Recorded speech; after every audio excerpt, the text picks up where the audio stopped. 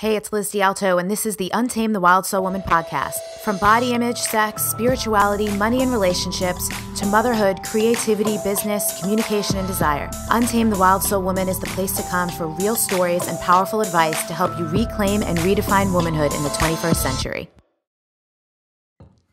Liz D'Alto here, your host for Untamed the Wild Soul Woman, a virtual conversation series where I get to dig in with some really powerful, inspiring women to talk about how they transcend their fears and struggles and live meaningful lives and actually do things their own way, not the way we're told we should or supposed to or anything like that. So today I have Tricia Huffman with me, Your Joyologist. And as always, you know, there's a formal bio and all that stuff somewhere around the video. But the reason I'm excited to have Tricia here, Tricia is someone I connected with earlier this year. When I'm filming this, it's still 2014, but earlier in 2014, and then we got to hang at something called Soul Camp in the instructor bunk. And it was just really cool to get to spend time with someone who has worked with some really amazing celebrities, toured the world as a sound engineer, and had such rich, amazing experiences, but is still such a grounded, down-to-earth, really amazing and consistent human being. So Tricia, thank you so much for being here.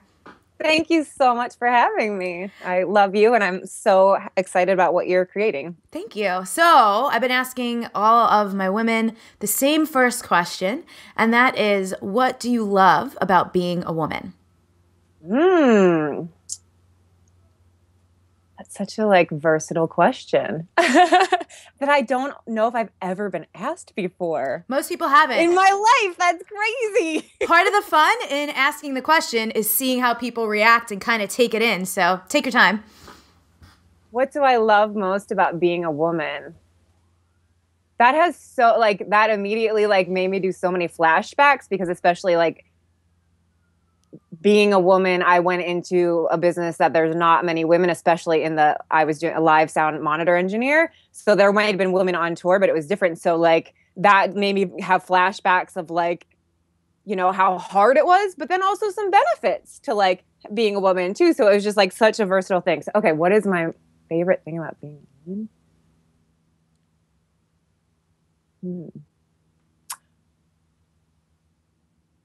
Man. Well, I'm just going to say it. I was about to say something and I hesitated because I was confused by my own answer. But I'm going to say it, which was being able to own my beauty, or own our beauty. And I think I hesitated because for years I had trouble doing that. Of course, I'm not thin enough, or I'm not pretty enough, or I don't look like that person, or I'm like everybody's best friend and not the person people want to date. So I realized I was about to say that, and that was challenging for me to say me. But yeah, women are so beautiful in so many different ways, not just external, but really, I think that where it was coming for it was the internal. That men obviously have so much versatility, but women, it's just so much more. I don't know. I like that. So I'll come back. I want to ask this because this is great. I feel like this hasn't come up a ton, maybe a little bit so far in some of the other interviews, but I bet you have a great perspective around it is. I like to ask and focus on the positive of what do you love about being a woman, but it can be tough too, especially in a lot of people's careers. And I think there's probably women watching who can totally relate, whether in a similar industry or something else, to being one of the very few women. Mm-hmm. So talk about that. What was tough about that? How did you navigate it? You can just riff on that a little. Yeah. I was judged instantly. I was young too. I got into it, I was 19 when I pushed my way into I want to become a sound engineer, and I worked for free at House of Blues to let me learn, let me do everything. No, this is really what I want to do. And they're sure, come hang out, girl. Did they think you were just a band groupie? Yeah, well, I worked in the retail store of House of Blues, which I got that job purposefully because I knew I wanted to be upstairs. But anyway, so I got to know the production crew because they were there for such long hours and would come downstairs and hang out. So the production manager, when I told him, that's what I really want to do for a living. I moved up here. I'm going to music business is my major in college. And he was sure, if you want to come hang out. And that's what it was, come hang out. So I came in to hang out, quit my real job so I could be there, because I would show up at sound check and I was this is what I really wanted to do, would be there more than anyone else. Because, I wasn't on salary. So I didn't have to get overtime hours. So I'd be there, but they still were just yep, Trisha's just here hanging out. So just taking on any knowledge and to really put myself out there, because I had to ask stupid questions over and over. so young and a girl. And then of course, I mean, I really was soaking up information, and people, especially those guys became my family and like stood up for me, like the guys there. But then every day we had new crews coming in with the bands. And so to them, I was just a young, cute girl. And like I said, even with my issues with like owning my beauty, like back then I wasn't like, hey, look at me, I'm hot. But yeah, looking back, like I was a young, cute girl. So they would either want to like, of course, like flirt with me, or like, oh, sure, like we'll show you what to do. Or like immediately when I started actually running sound and being good, then people would be like, who's that girl? Like, like she's not going to do sound. And honestly, even when I became professional and started touring, I found out years later that like huge female icons that I went to work for immediately were like, this girl's going to do my sound?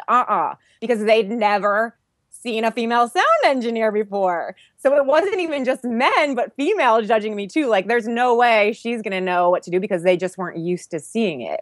And that's like a little crazy to me to be like, hey, just because I don't have a skill set and I haven't seen this as a woman, to be like, no way, this chick's gonna, oh man, like that's literally exactly why we're doing Untamed the Wild Soul Woman. Like, we're on the same team, people. Keep going.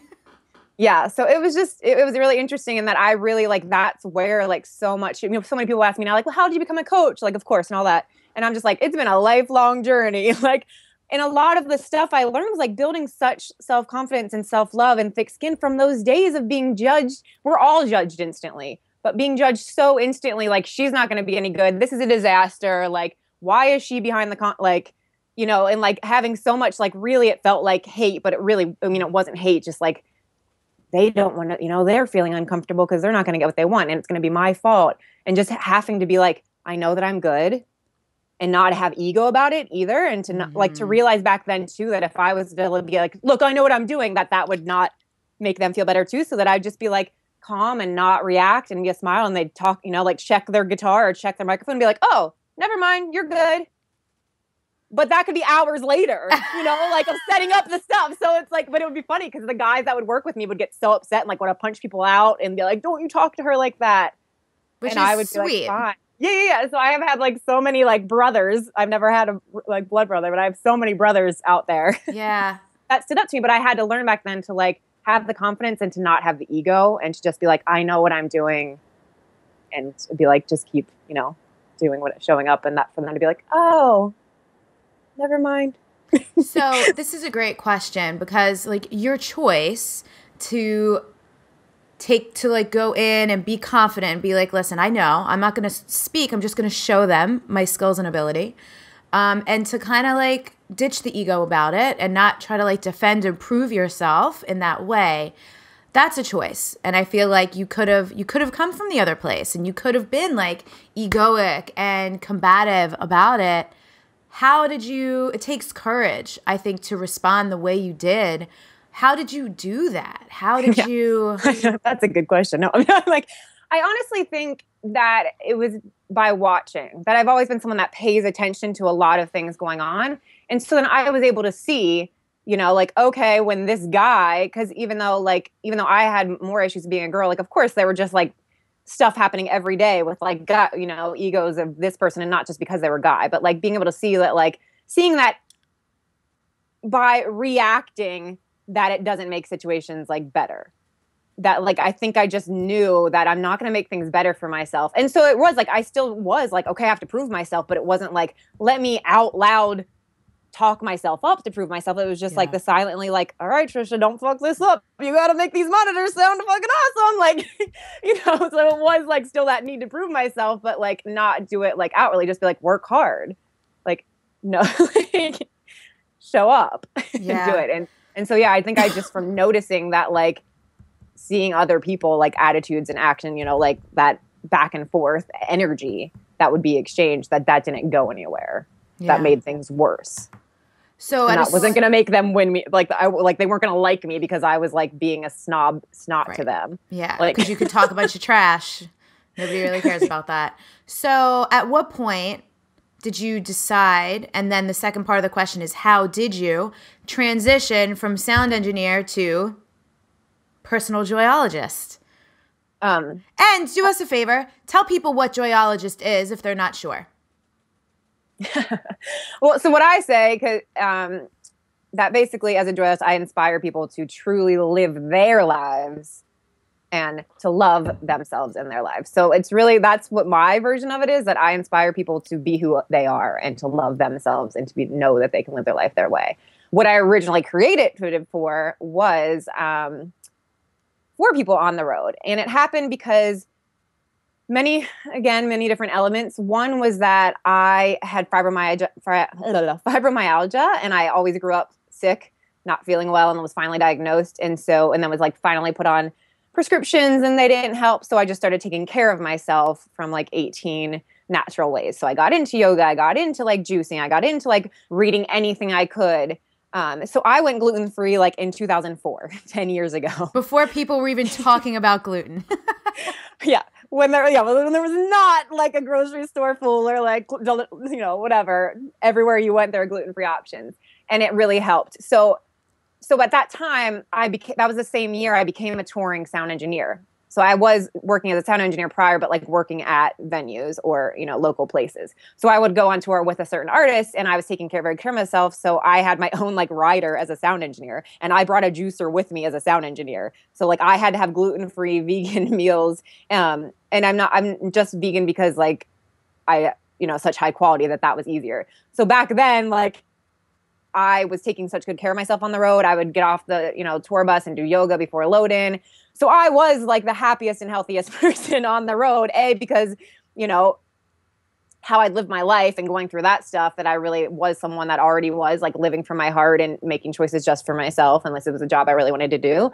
So seeing that like, whoa, I'm the happiest and healthiest person on tour. Even these people that are, that I'm working for, that are paying everyone's salaries, that can hop on a private plane, that even have loving partners and families. And that, like really, I saw a lot, and that they didn't have like too much like personal drama that was out there, but that still like they're living their biggest dreams, selling out arenas, winning Grammys. And they're still like, not like, it's like, it still comes up to be like a job, even though it's a job they love. Like whatever your job in this world is, whatever career it is, there's going to be days when you're not going to feel like going to the office or, whatever, creating or going on stage and singing. And that there are a lot of elements that went with that. Like they really are so busy and get asked the same interview questions over and over again. And that they have screaming fans and fans that want to take pictures with them and sign autographs. And that's amazing. But sometimes they don't want to do that. And like, so not that this is like, oh, poor them, right. But realizing like, they've got a lot of stuff going on, even though they're living this amazing life. And because of the money and all of that most people don't treat them like real people anymore. Right. And that it's a bunch of yes people. So if the person, boss is mad, everyone's walking around on eggshells, like don't upset. And I was like, that is ridiculous. Like, cause I've always been someone that like, even though confrontation is never fun, it's just like, hey, so what's going on? So like no one would like, be like, hey, what's going on with you? It's just like that person can get pissed off for whatever reason, and then it affects the entire tour. So seeing that was one element. Another was just like I was ready. Like I had lived my dream of becoming a live sound engineer. I, like felt like I did what I wanted to do, and it was still fun, but I like realized I didn't want any more. So I tried like tour managing. That world was the only world I knew, live concert production world. So I tried some other jobs in that. And then my father passed away suddenly the day I was like leaving for a tour. And so I flew to the funeral and then flew and like went straight to tour, which was good and bad because that was like my family, and then had a meltdown. And I finally realized like I need to take time off. I need to take time for me. So that was a tour I was supposed to be on for an entire year. And it was March at the time.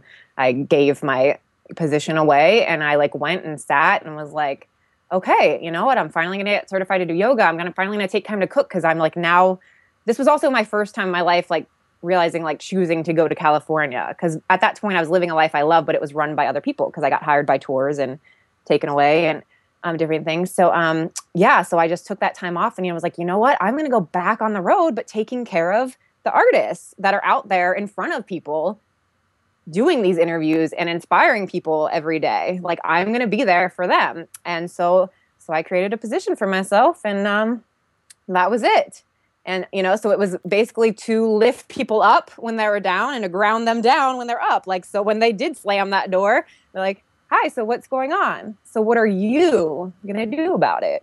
Like that they needed to like start owning their shit.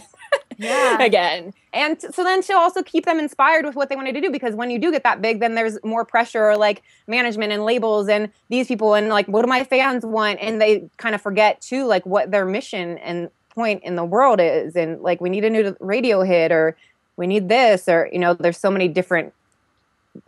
So it sounds like you also helped people navigate the space between the external pull and the internal pull. Yeah. Like, what do I really want? What's the outside world demanding of me? And I bet for women watching this, no matter what you do, but especially if you have any type of leadership role, whether you work for yourself or you work for a company, honestly, even if you're a mom in your family, there's a lot of external pull out there versus like what's true for you.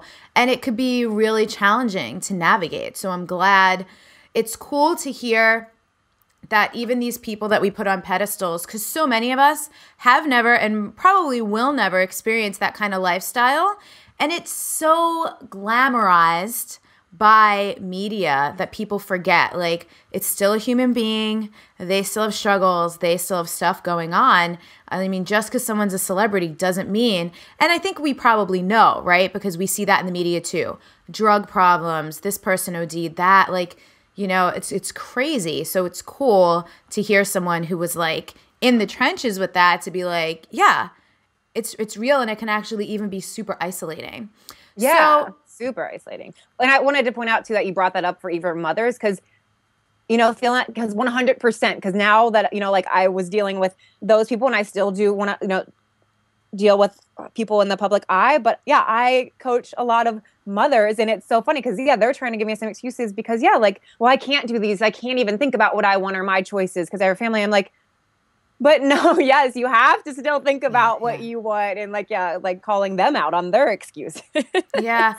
And it is. And like a lot of people get defensive and they're like, oh, you don't know, blah, blah. But, you know, if there's any good out there for us and we're not getting it, we're only blocking it ourselves. And that's just true.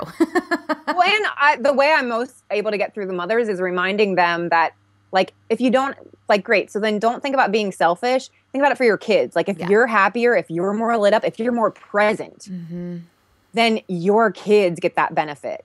When you're living this life that you're like, oh, I can't do anything for myself and I don't even blah, blah, blah, it's not me. Like, then your kids are getting that energy from you. Yeah. So like reminding them, like, right, if you can't do it for yourself, like think that you actually are doing it for your kids, for your husband, for your sick mother, whoever it is. Like, you gotta, like, you can piece in meal and take some time for you. Yeah. Like, you know. Well, because it also is setting an example, right? Like, I know personally, my mom's amazing and she worked her ass off, still is working her ass off my whole life. So I got my killer work ethic from my mom.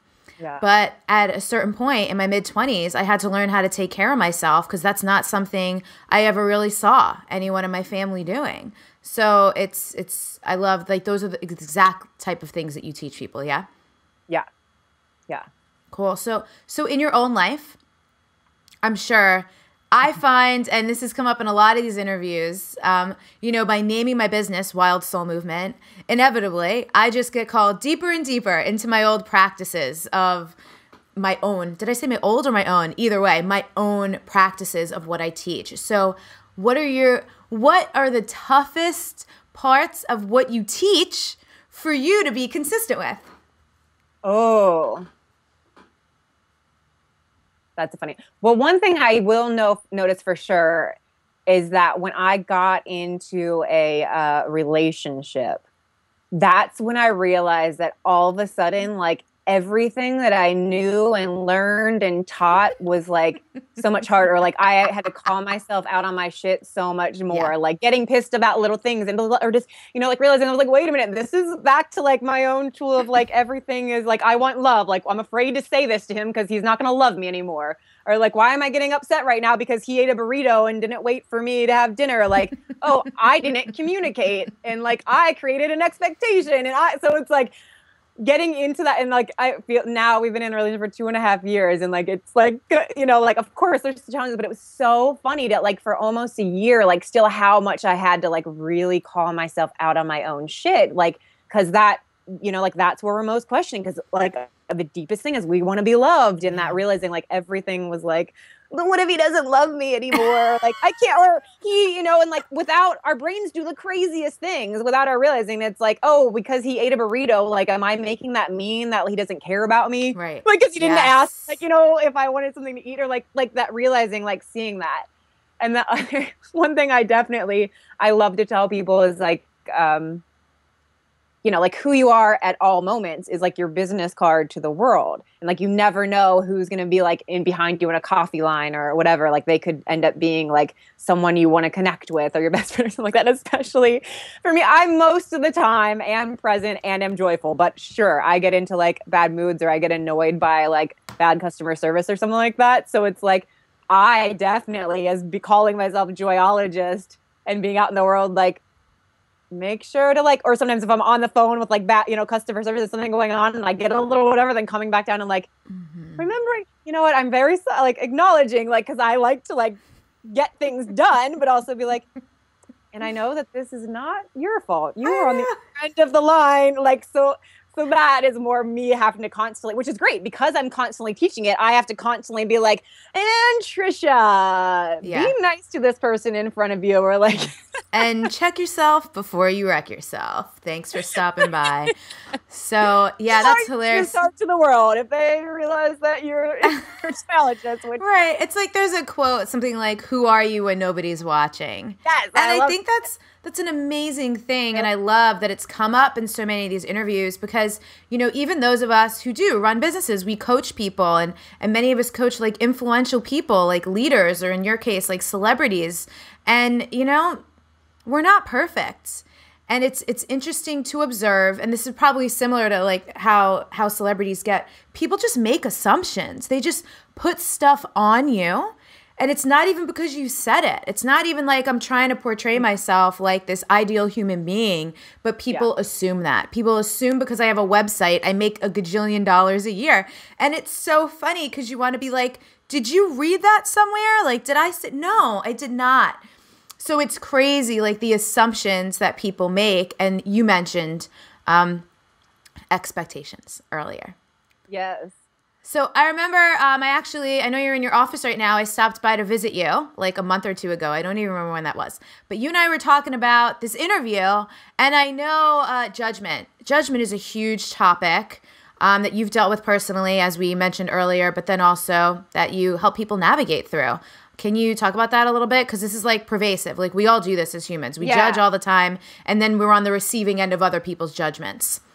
Yeah, and that's so...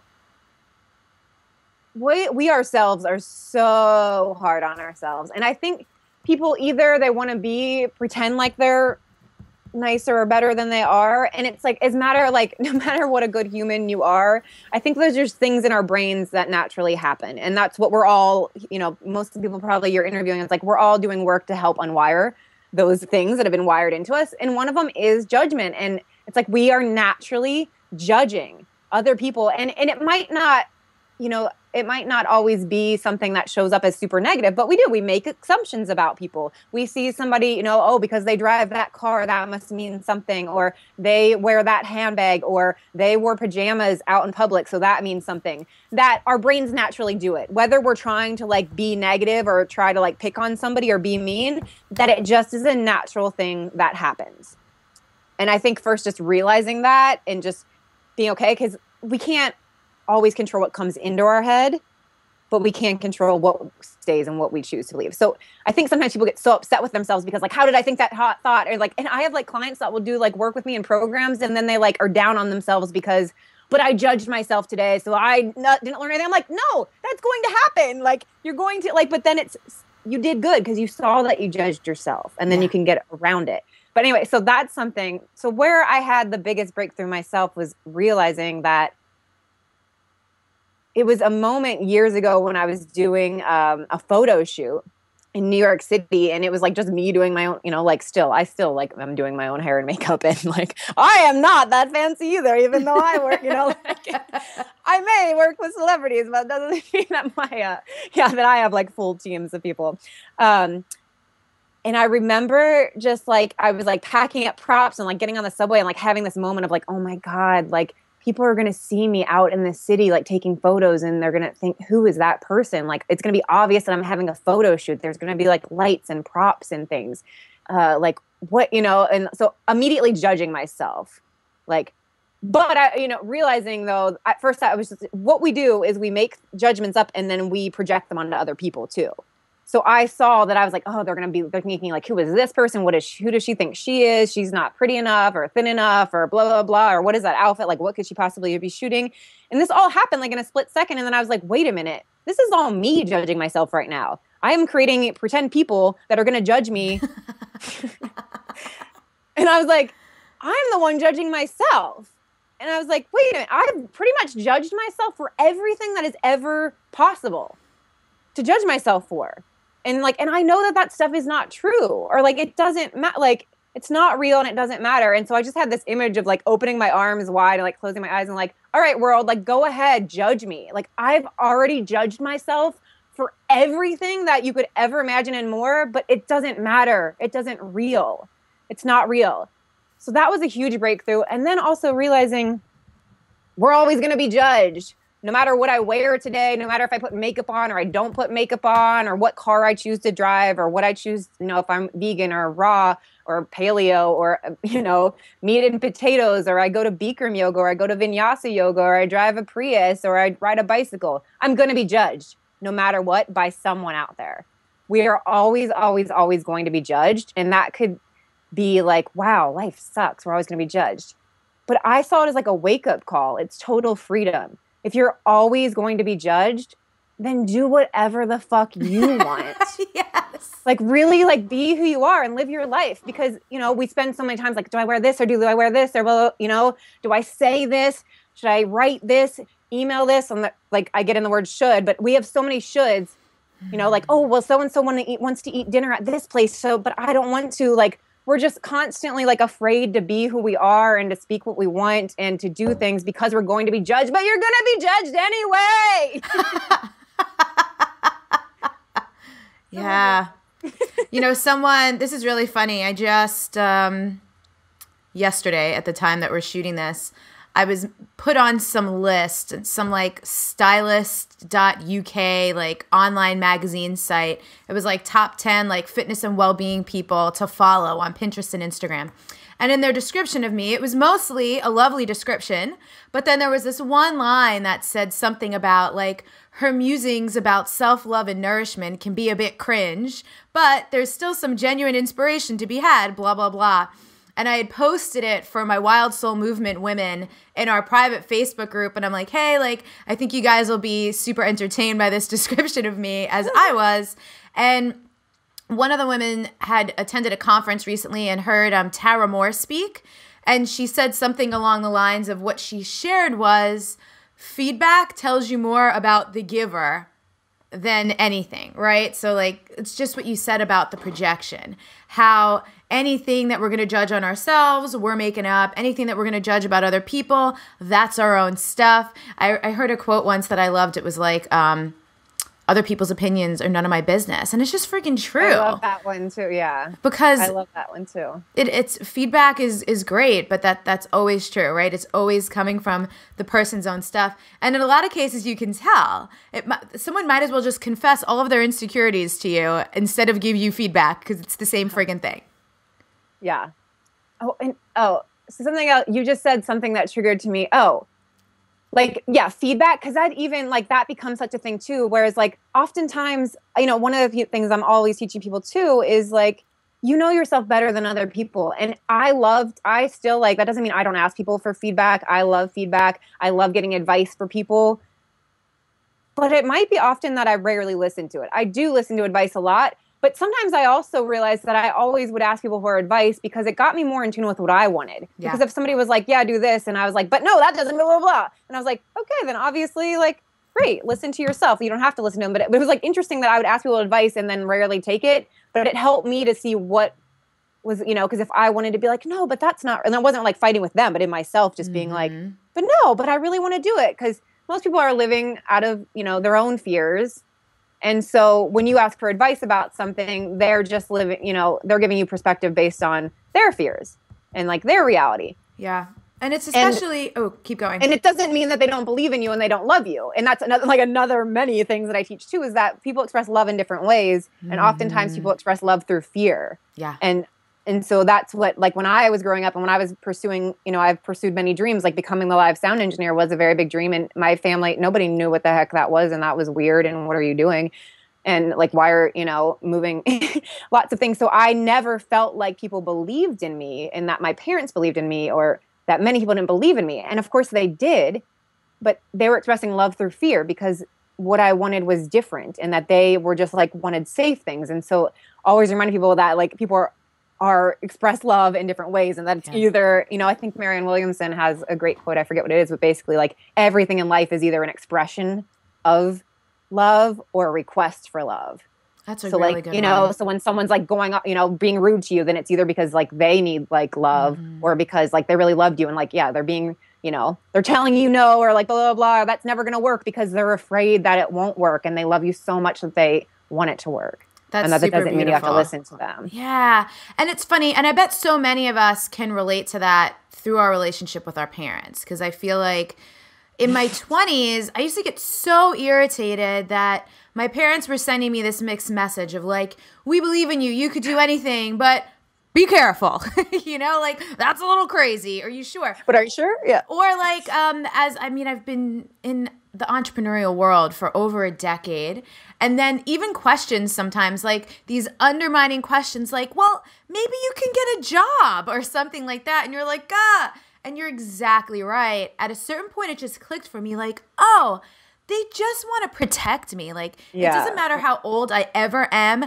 They want to protect me. And that is like this huge expression of love. In fact, if they were indifferent or if they didn't care, then I would feel unloved. So it's cool because I was able to kind of like shift that. And then, so from now on, even like I wanted to do a yoga teacher training in like Bali. And my dad's like, can't you do that here in the United States? And I'm like, God, but again, the man just loves me and he wants to keep me safe, That's so funny. I love it.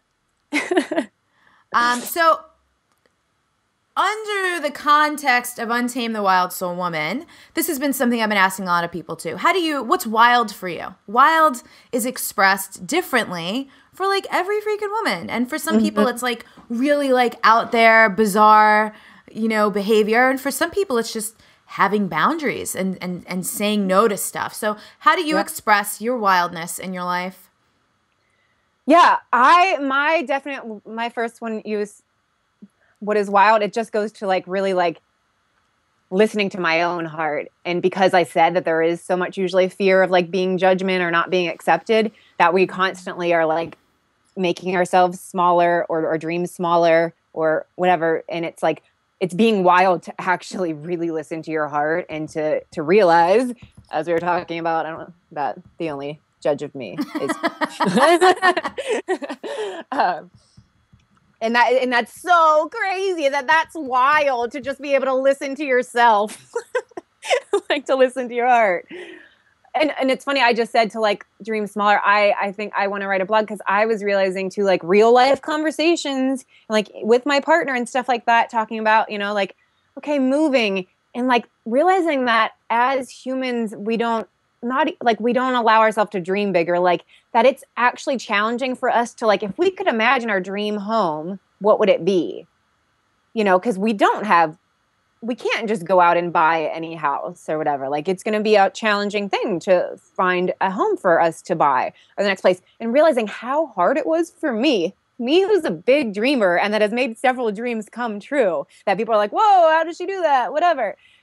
And like that, I realized like, okay, like so if I wanted a dream home, like what would it be like? And not even thinking like a mansion, but like how crazy it was that like, Trisha, allow yourself to like see your dream home with like, okay, that would accommodate your family and that you've always wanted and all those things. Like that's wild to allow myself to dream of a 4-bedroom, 3.5 bath home.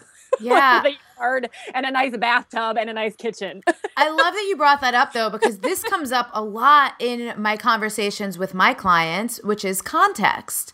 Because we can be like super badass and consistent with our practices in some categories of life, but really miserable at those very same things in others. And what you just said is we do that. We don't allow ourselves to just make things available, right? Yeah. To just be like, it doesn't mean I have to have it. And I think we talk ourselves out of those kinds of dreams. And then therefore we shut down all the other moving pieces and parts and cool things that need to happen to even make it available. Yeah.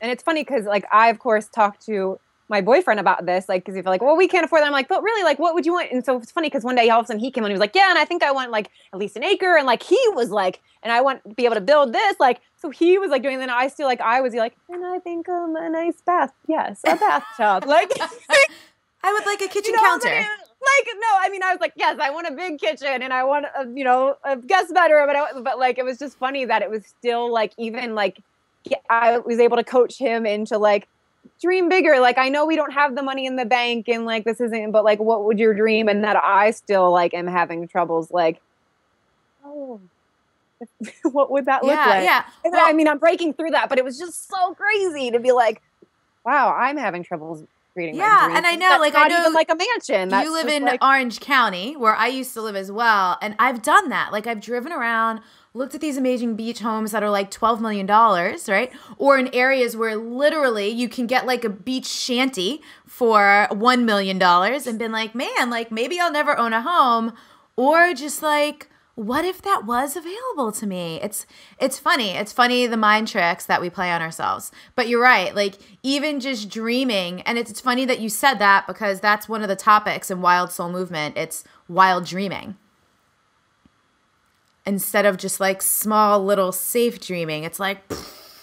Well, and I think even the word dream, because, and I'm always putting out inspirational tweets and quotes and stuff like that. And a lot of it like go for your dreams or become your dreams. And a lot have to do with dreams. And I sometimes, especially in my like group coaching, I have to remind people that I think that sometimes people see the word dream and they only think of it as like this amazing dream that you made happen. Like this is, I want to be a, singer, or I want to move across the world, or I want to do this. And it's like, no, like, but my dream is to have a family and a comfortable home. Like, yeah. I mean, I have other dreams, but like that everyday people, that mothers, that we all have dreams, and that maybe we just don't know to apply that word.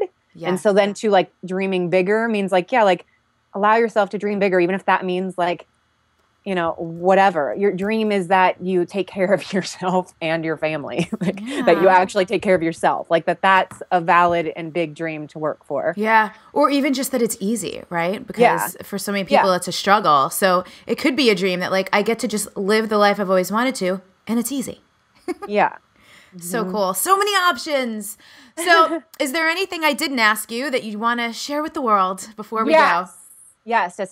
I started to talk about it in one of my riffs, but the biggest thing that I love to remind people of, and this goes with what I was talking about, our judgments and why we're always judging ourselves, is that we're always like putting the word should into everything. And this was a wake-up call I had, that when my father passed away, for some reason, I was just like, done. I am done with the word should, done with it.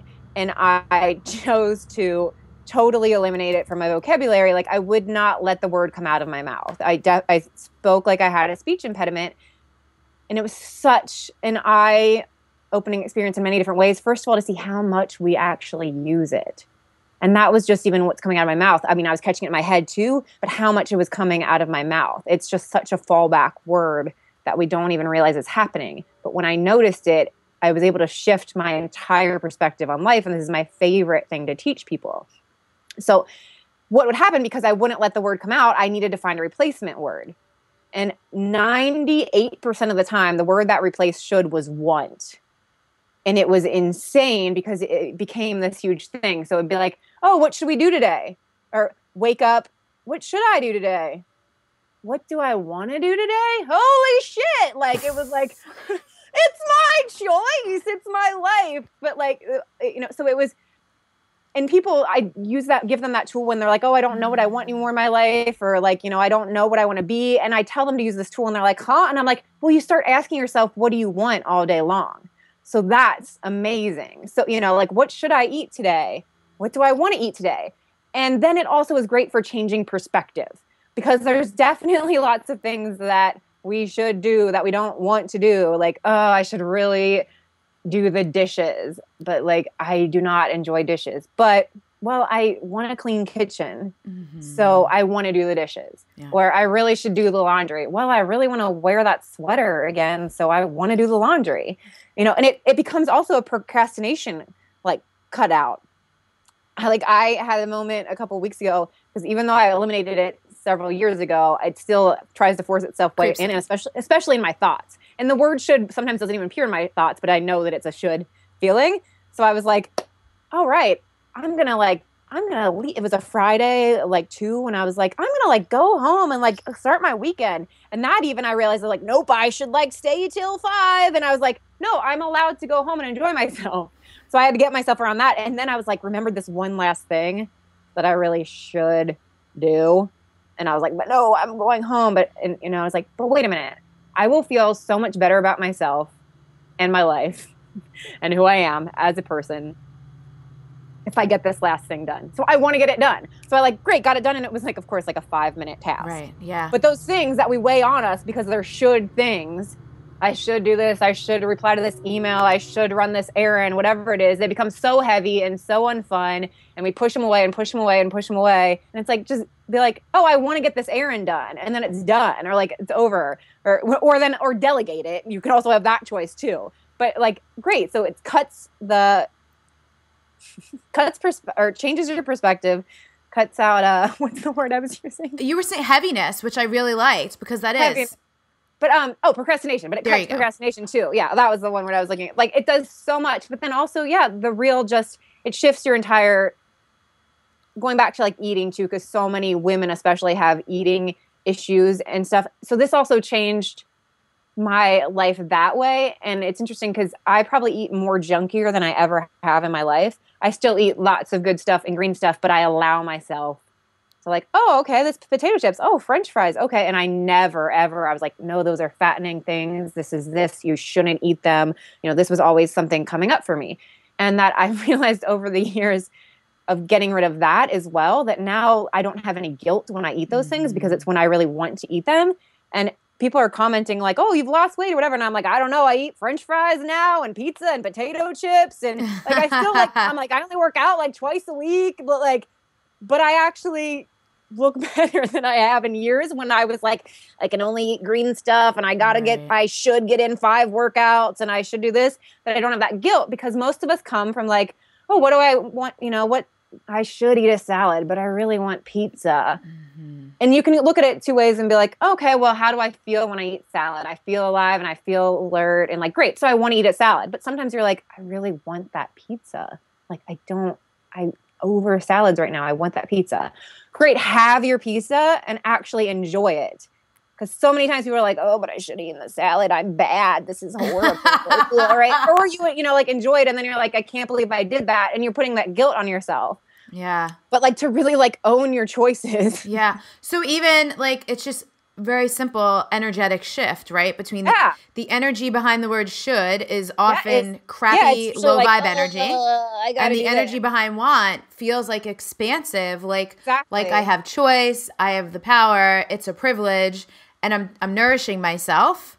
Yeah. It's fantastic. That's what I would always usually explain to people. It's should feels heavy shoulders or crouched over. I should do this. I should, answer this email. I should eat this pizza. I should call my back. I'm you know what? I want to. Yeah. It's just shoulders back. Hey, this is my life. This is my choice. So whether it's eating pizza or I don't actually want to go to that party or people friends, but go say yes to oh, sure, I'll meet you at the bar, but I hate bars. You don't have to go to the bar. But I should go. No, I don't want to. It's okay. So so many things in life you realize once you start to pay attention to where that word should comes up. Wait, is this something I actually want? Yes. Super cool. Well, thank you so much. And everyone, if you want more from Trisha or any of these amazing little sayings, she has this cool shop where she sells wine glasses and posters and all these other great things. It's yourjoyologist.com, and there's a link somewhere around the video for that. But Trisha, thank you so much for being here with us and all of your amazing stories and advice. Thank you. It was so much fun. See you later. Bye. So I suggest you approach it in a playful manner as opposed to a right-wrong manner, because intuition doesn't live or show up in the world of right versus wrong. I suggest that they step into a third space that I call the world of what feels true for me right now. And I encourage them to play games. And my favorite game to begin to initiate this connection is I wonder. Wonder about 100 things a day. I wonder who's on the phone. I wonder what they really mean. I wonder how I can best do this. I wonder what the solution is. I wonder where I can find what I'm looking for as quickly as possible. I wonder if I should go that way or try something different. I wonder if I'm not hearing this correctly, because that word instantly opens up the right brain in your heart.